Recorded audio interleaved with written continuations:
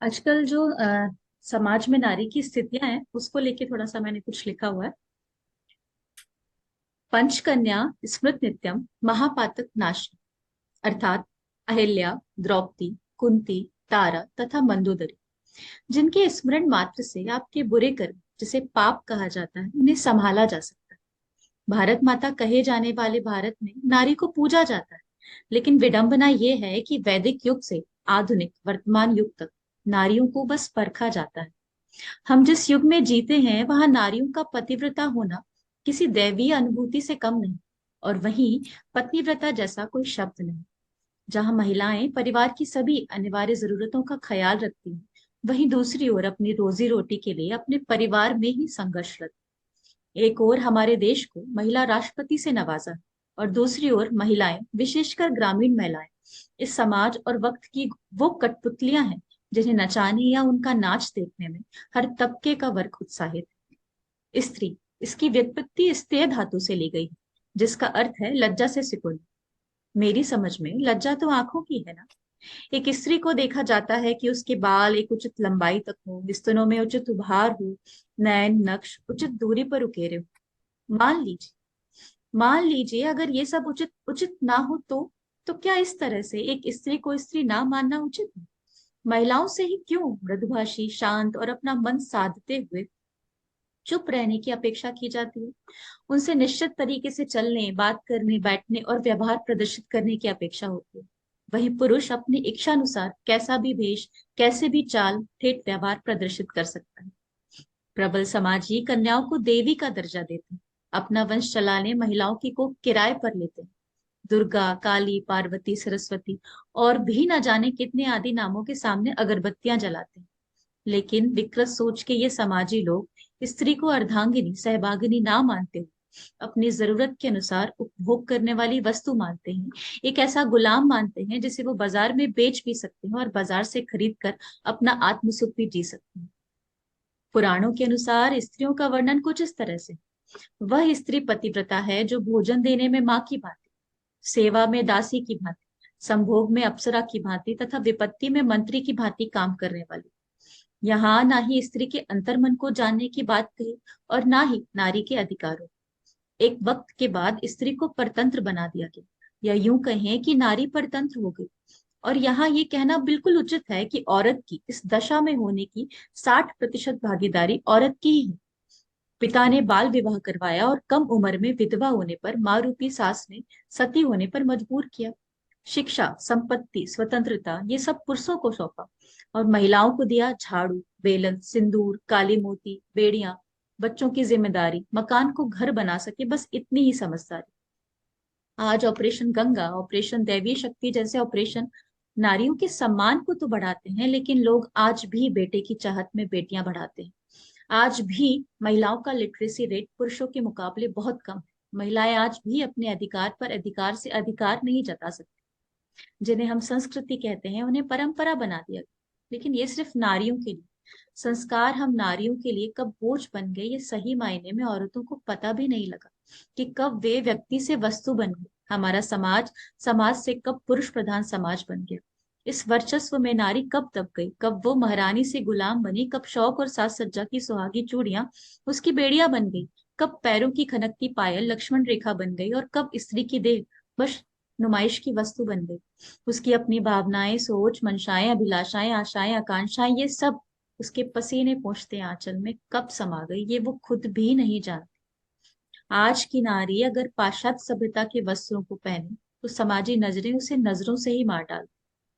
उसे उस जमाने का हवाला दिया जाता है जब सास और बहू दोनों एक साथ बच्चा जनती थी। तो क्या तब मर्यादित थी महिला? अगर आज वो अपने हक से, अपनी मर्जी से अपना शरीर किसी को ना देना चाहे, फिर सामने उसका साथ फेरे लिए पति ही क्यों ना हो, तो क्या वो मर्यादित नहीं है? अगर आज वो अपनी बात रखने के लिए थोड़े तीखे शब्दों के साथ तीक्ष्ण आवाज में अपनी बात कहे, तो क्या वो मर्यादित नहीं है? आपकी पसंद के साथ अगर वो थोड़ा अपनी पसंद का भी खाना चाहे, तो क्या मर्यादा विहीन है वो?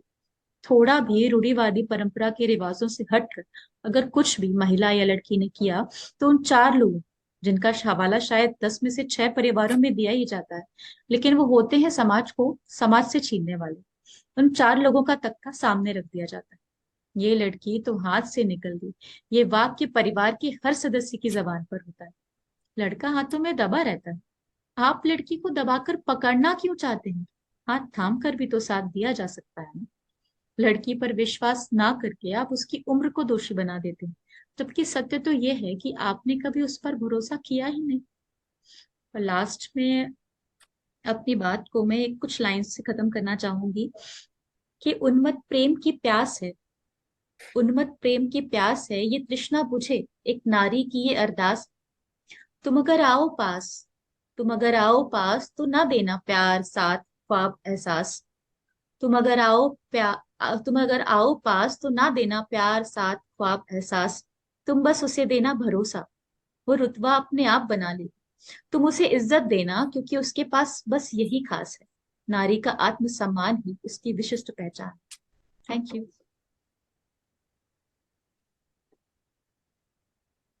Ayushi, I mean, this was stunning. जो लास्ट टाइम थैंक यू सुना सो था मच इसका, sir. I think that was the latter half, this was the latter first half, half. This is the pre. Yes My sir. God, each and every word that you said was amazing. मतलब thank stunning, you sir. stunning. Each and every word was stunning. शायद प्रगति जी ने last performance इनका सुना था, आई जी हाँ, think. जी हाँ जी, हाँ हाँ, जी। तो आज एग्जैक्ट। जी तब मैंने उनको बोला था कि आप सामने होती तो गले लगा गले लेती। लगा अब लेती. यस तो यस अब तो मैं यस. वर्चुअल हग देना चाहती हूँ। बहुत ही ब्यूटीफुल, बहुत thank beautiful. You so much ma'am. I mean, जब ये सब सुन रही थी, I was going through different journey all together. आने वाले 3-4 महीनों में मेरी एक बुक पब्लिश होने वाली है, मौन सीता की रामायण। ओ, तो बहुत सारी भावनाएं, जो पत्नी व्रता की संज्ञा और ये सारी चीजें, ये सब अंदर उमड़ रहा था मेरे। मुझे ऐसे लग रहा था ये मेरी परछाई कहीं सामने आ गई है। Beautiful it is. I have no words, but thank you so much for this. Thank you so Shweta much ji. Ma'am. It was really nice, Ayushi. The words have been put together so well. And जैसे प्रगति जी को ये, I don't know, some connection with Sita. तो एक बहुत बहुत साल पहले, when I was very newly married, I was part of a musical drama. और वो drama was based on exactly what Pragati ji was saying, the revolt of Sita. कि why should she give the Agni प्रवेश, परीक्षा। परीक्षा, तो वो क्यों दे. तो एक्चुअली एक मराठी ड्रामा था उसके ऊपर, because I am, my mother tongue is Konkani, उस पर उन्होंने कोंकणी नाटक करा था जिसमें we had to sing and act, and so I had these really very strong dialogues. I was Sita, of course, and I had these dialogues to give. जो अभी आपने जो कहा, वो मुझे मुझे भी वहां ले गया for a minute. And well, Pragati ji said it was just a coincidence कि मैंने भी वही सोचा और मैं वही याद कर रही थी कि उस रोल के लिए जब उन्होंने मुझे कहा था, I am not an actor at all, मैं बस गा सकती हूँ, इसीलिए मैं उस रोल में थी. एंड जब उन्होंने मुझे कहा था इस रोल के लिए, they were preparing me, you know, जो उन्होंने थॉट्स दिए थे और the thoughts that were put into me, I was very young, I would have never thought of these kind of things. Okay, so somebody much older, somebody who was, you know, who had studied that much, had come and spoken to me about it. You know, and I will also name the person, Amol Palekar जी की जो wife है, वो आई थी हमें explain करने के लिए कि इस वर्ड्स के मीनिंग क्या है, कि आप क्या बता रहे हो और आपका क्या इफेक्ट होने वाला है. तो जो आप आज बोल रहे थे वो वही इफेक्ट था. Thank you ma'am. Yeah. चलिए, thank you Ayushi, thank you so much.